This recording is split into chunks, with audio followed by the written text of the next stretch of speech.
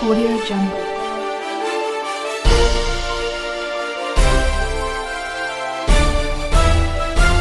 Audio Jungle.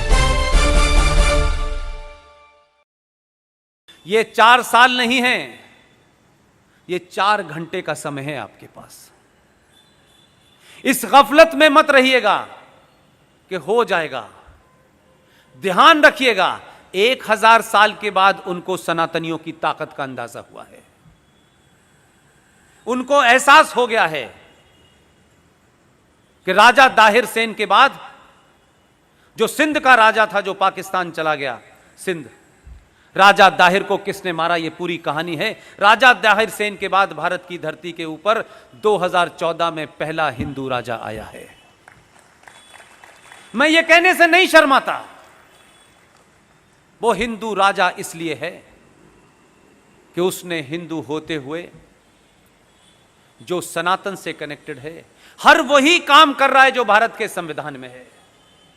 इसलिए भारत की धरती पर, लोकतांत्रिक और रिपब्लिक धरती के ऊपर जो एक इस्लामिक राज्य को बसा दिया गया था, उसने पहली फुर्सत में उसे कुचल दिया है।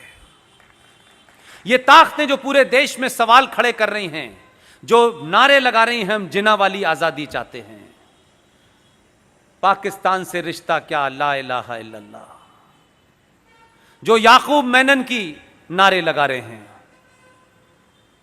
जो दुनिया भर में वहां की औरतें जिन्हें आप कहते हैं ये बेचारी बुजुर्ग महिलाएं हैं। बुजुर्ग कोई भी हो, बुजुर्ग ही होता है, उसके प्रति हमारे मन में कोई दुराभाव नहीं है। लेकिन अगर आप ये तकरीर करेंगी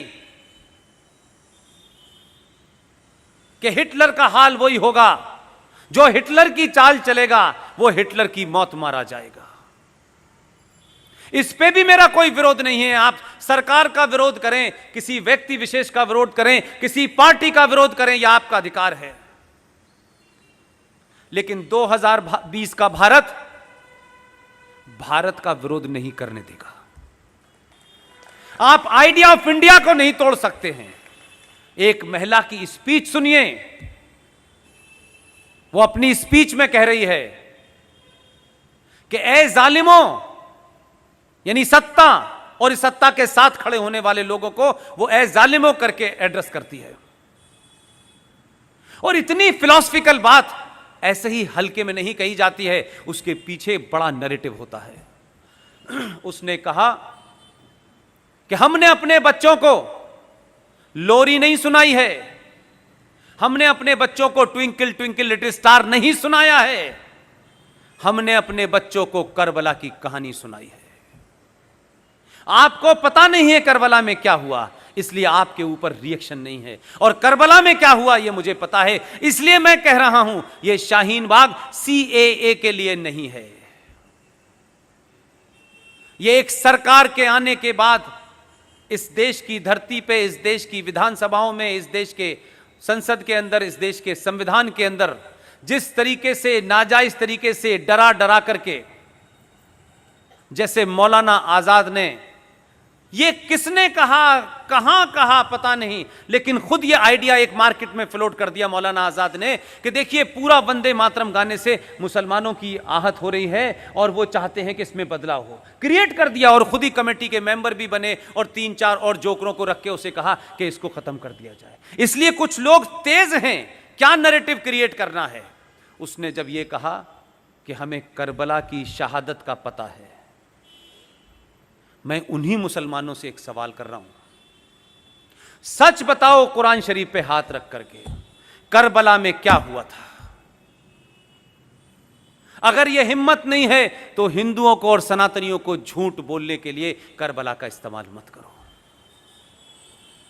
करबला में तुमने मोहम्मद साहब के खानदान, उनके नवासों के नवासे, उनकी हत्याएं करके उनकी गर्दनों को नेजों के ऊपर, नेजों कहते हैं बड़े बड़े त्रिशूलों के ऊपर लेकर के शाम की गलियों में उनकी औरतों को बेराबरू होकर घुमाया था। तुमने ये किया था, तुम किसको बताना चाहते हो?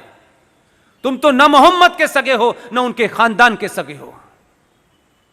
तुमने तो उनके दामाद को नमाज पढ़ते हुए उनका कत्ल किया। तुमने तो मोहम्मद की बेटी के घर में आग लगाई और जलते दरवाजे में उन्हें मार के दफन कर दिया। तुमने उनके नवासों की गर्दनें काटी। तुम कहते हो कि करबला हमें याद है, तुम करबला के बारे में झूठ बोल रहे हो। आज ये ताकतें कौन हैं? ये वही ताकतें हैं जिन्होंने मोहम्मद के खानदान को मारा।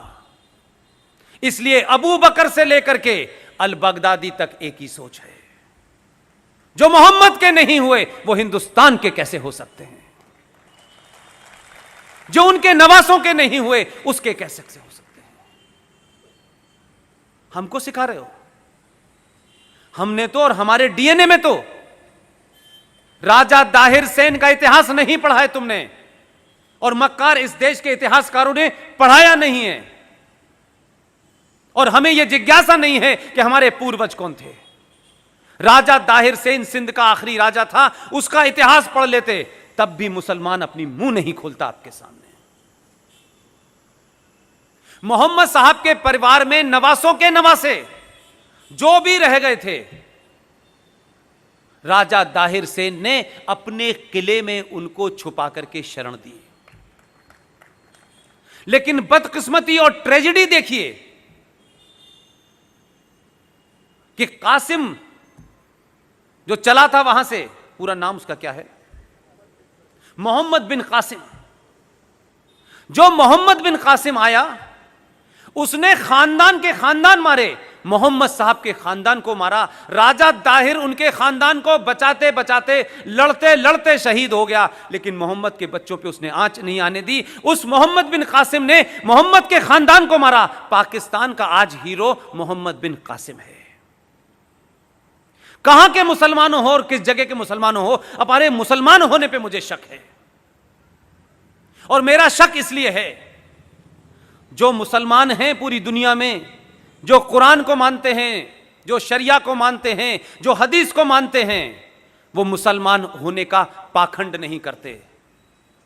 तुम मुसलमान नहीं हो, तुम इस धरती पे मुगलों द्वारा अत्याचारों के सामने तुमने तलवार के सामने शलवार पहन ली थी। तुम कन्वर्टेड हो, इसलिए तुम मोहम्मद के बारे में नहीं जानते। लेकिन हिंदुस्तान में पॉलिटिकली मुसलमान होना एक फायदे का सौदा है। सत्ताएं डरती हैं, लोग डरते हैं, समाज डरते हैं, नाजायज मांगों को लोग मान लेते हैं। इसलिए तुम असली मुसलमान नहीं हो, तुम कन्वर्टेड मुसलमान हो। इसलिए तुम सही इतिहास नहीं बताते। तुम्हारा इतिहास मोहम्मद बिन कासिम से नहीं होता। तुम वो बुज़दिल लोग हो कि तुम्हारे पूर्वजों ने लालच के मारे या तलवार के डर से अपना धर्म छोड़ के मजहब में चले गए थे। मैं ये बात आपसे इसलिए कह रहा हूं, जब वो आपको डराते हैं, आप तलवार से डर जाते हैं, आप फतवे से डर जाते हैं, तो कभी आप भी तो उनसे सवाल पूछो कि पागलों और जाहिलों, तुम किसको डरा रहे हो? हमारे बाप दादा पुरखे तब नहीं डरे तुम्हारी उस तलवार से, तो आज हम तुमसे डरेंगे?